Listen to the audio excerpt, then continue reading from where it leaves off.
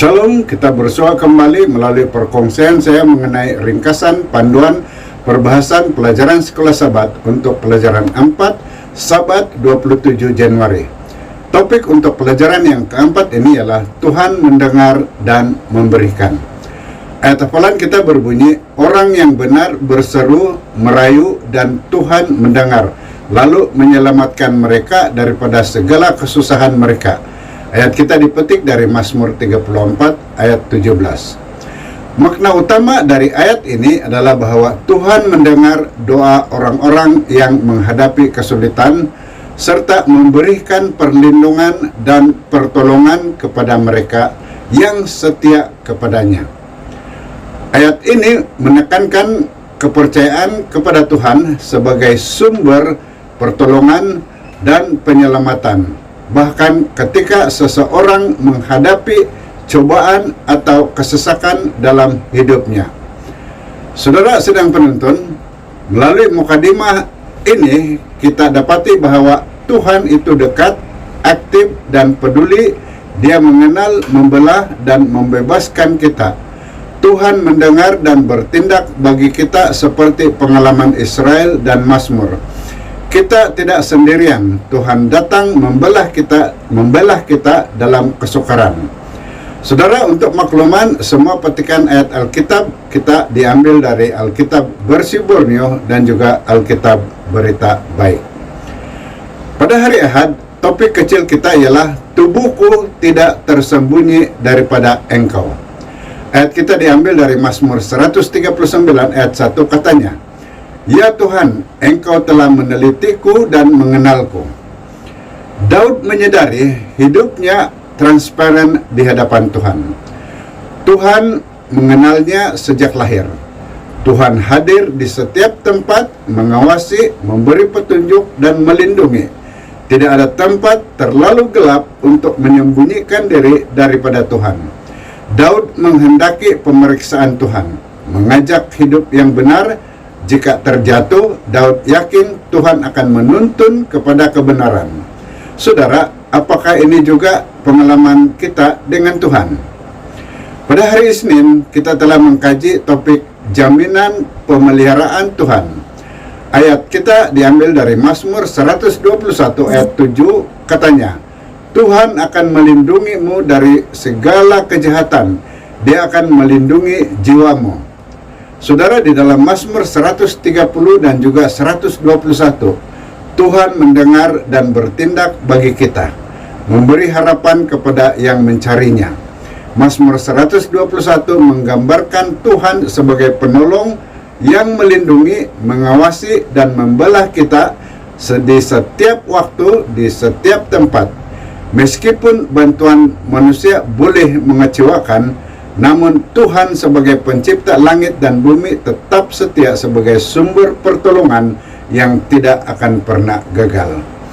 Pada hari Selasa, topik yang kita pelajari ialah Tuhan adalah perlindungan dalam kesusahan. Ayat kita dipetik dari Mazmur 17 ayat 8, katanya, Peliharakanlah aku sebagai kesayanganmu, lindungilah aku di bawah naunganmu.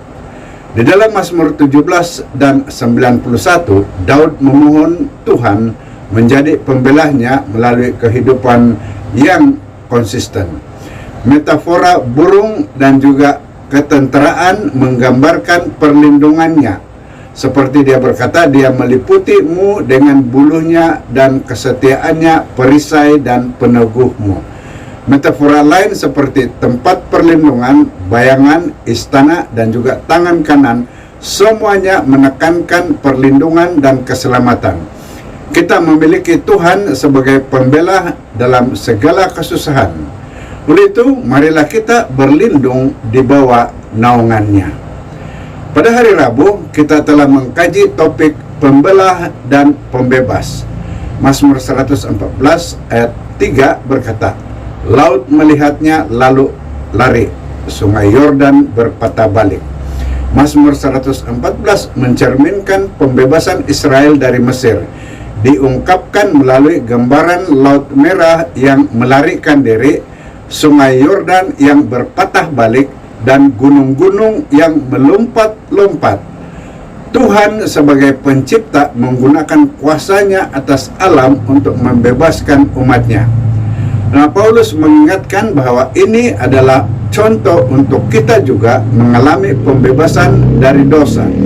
Meskipun perjalanan ke Kanaan surgawi penuh bahaya, di hadapan Tuhan seluruh bumi bergoncang. Tuhan yang membebaskan Israel juga dapat memimpin kita melalui bahaya menuju kehidupan yang penuh kasih dan kebenaran. Akhir sekali, pada hari Kamis kita mengkaji topik bantuan dari tempat suci. Ayat kita dipetik dari Mazmur 20 ayat 2, katanya, "Semoga Dia menghantar pertolongan kepadamu dari rumah sucinya dan memberimu kekuatan dari Sion." Tempat kudus di Gunung Sion menunjukkan kehadiran Tuhan, namun dia tidak terbatas oleh lokasi fisikal. Tuhan bersemayam di kemah sejati yang dibangunkan olehnya. Dari sana dia mendengar dan menyelamatkan, memberikan keselamatan, melindungi dari kejahatan, menyediakan keperluan, membela yang lemah, dan memberikan kekuatan kepada yang lemah. Dengan hubungan yang benar, melalui pertaubatan, rahmat, dan pengampunan, kita boleh mendekati Tuhan dengan yakin, memohon jaminan keselamatannya yang tercermin di dalam pelayanan bait suci dan melalui pelayanan Yesus. Untuk kesimpulan, inti utama dari ringkasan yang saya kongsikan ini ialah mengenai kesadaran Daud terhadap keadaan hidupnya yang transparan di hadapan Tuhan, keyakinannya bahwa Tuhan hadir di setiap tempat, memberikan petunjuk dan melindungi dia. Selain itu, ditekankan bahwa Tuhan adalah penolong yang setia, memberikan harapan kepada mereka yang mencari dia, dan bahwa perlindungan Tuhan tercermin dalam pelbagai metafora seperti burung dan hal berkaitan ketenteraan. Saudara, pembebasan Israel dalam Mazmur 114 dijadikan contoh oleh Paulus untuk pembebasan kita daripada dosa. Sementara kehadiran Tuhan di Gunung Sion menunjukkan perlindungan, penyediaan, pembelaan, dan kekuatannya bagi mereka yang mendekatinya dalam hubungan yang sejati. Sekian, semoga ringkasan yang saya kongsikan ini telah memberi serba sedikit gambaran utama mengenai pelajaran sekolah sahabat kita untuk minggu ini. Saudara, sebelum itu, pastikan Anda membantu kami dengan menekan like dan share video ini, serta subscribe dan tekan lonceng notification pada channel ini agar Anda tidak terlepas menonton video kami yang seterusnya. Untuk mengakhiri, saya membaca petikan dari pena inspirasi yang berbunyi, "Letakkanlah keinginanmu, kegembiraanmu, kesedihanmu, kekhawatiranmu, dan ketakutanmu di hadapan Tuhan. Anda tidak boleh membebankan dia, kamu tidak boleh meletihkan dia.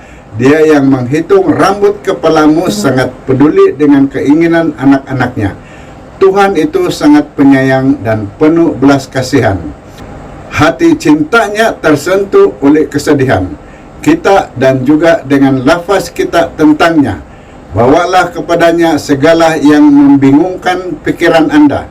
Tidak ada yang terlalu besar untuk ditanggungnya, karena dia memegang dunia. Dia memerintah atas semua urusan alam semesta. Tidak ada apa-apa pun yang menyangkut kedamaian kita. Tiada yang terlalu kecil sehingga tidak diperhatikannya. Tidak ada bab di dalam pengalaman kita yang terlalu gelap untuk dibacanya. Tidak ada kebingungan yang terlalu sukar untuk dirungkainya. Tidak ada malapetaka yang dapat menimpa anak-anaknya yang paling kecil. Tidak ada kegelisahan yang mengganggu jiwa. Tidak ada kegembiraan, tidak ada doa yang tulus yang keluar dari bibir yang tidak diperhatikan oleh Bapa Surgawi kita atau yang tidak diminatinya. Dengan segera. Dipetik dari Step to Christ, muka surat 100. Saya sorkan Anda berdoa di mana sahaja Anda berada selepas menonton video ini. Tuhan memberkati Anda.